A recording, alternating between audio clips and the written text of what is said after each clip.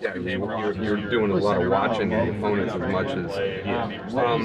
Is that a dividing line between some types of players and who simply react like you're talking about, and another?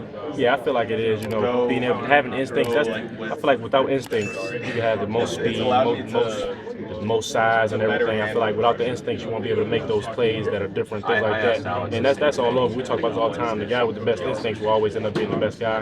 And I feel like instincts takes you very, very far away. Well, I don't even know if you call it instincts. That's like learned. Yeah, that's studied. Studying the game as well. Yeah, it's like long days. KJ, last week I asked you about this, and this week I guess we see the other end of it. The team seemed very hurt, honestly, by that loss last week, and it looked like you guys took it very personal to come out this week and kind of mend that loss and get a win this week. What did this process look like between them? Yeah, I mean, like I told you last week, we were hurt, and it was going to hurt. We were going to take it in over the night. It was going to hurt, but, as soon as that next day hit, it's on to Rutgers, and I feel like we did a great job making that move and transferring to our focus to Rutgers, and that's what we did throughout the whole week. Worked hard, practiced hard, studying the game, studying the film, not taking them lightly because they're a great team, Rutgers, very physical and disciplined team, and we went about that the right way, and I feel like that's why we came out the way we did in this game. KJ, what did the adversity this season teach you about yourself as a player and your teammates?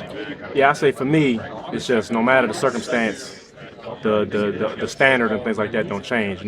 Same week, every week, apply yourself the same way. Just because you lost this game doesn't mean this game it's a different opponent. We put all in this game. We lost. It's time to just lay back and So it's always every week, each week. As soon as you take in that game, no matter whether it's a win, you take that win in, or if it's a loss, you take that in, and then the next day you're right back to the next goal, next team you're playing against, and then just apply that. When you're sitting back and reading a quarterback, and you had your first career interception, congratulations. But what are you looking for specifically against, just in general, or maybe a specific matchup from week to week against team to team? Yeah, well, I look at a lot of things, just keys that could give me an idea of what the routes I'm going to be getting, like 2+, 2-, and things like that, where the running back lines up, splits from the receivers and things like that, just to make it easier so I'm not in my mind defending so many routes and aware of so many routes. It's once you break it down like that, there's only so many routes you can get, and it makes you play faster and with better instincts and jump certain routes and things like that. Specifically, what did you see on that play? Well, on that play, that was just all I knew. Most of the time we run that against our offense. That's nothing. We run that against our offense a lot,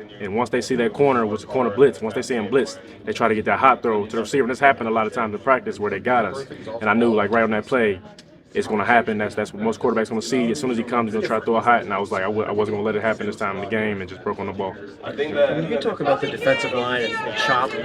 Obviously, some games you got to hold coverage a little longer, but you could probably tell Chop was going to get to these guys pretty early today in the way that those guys went after him. Yeah, our whole D-line is crazy, and you highlight Chop. With that whole D-line, no matter who it is, I know when I drop back majority of the time, they're going to have 2 to 3 seconds, and the ball's going to have to come out, or they're going to hit the ground. So it's a great feeling knowing that, and not knowing that you can play more aggressive on certain routes and react to a certain thing, not knowing that you could just, by the time he has a time limit, a clock on his drop and things like that, it just allows you to play faster and more comfortable.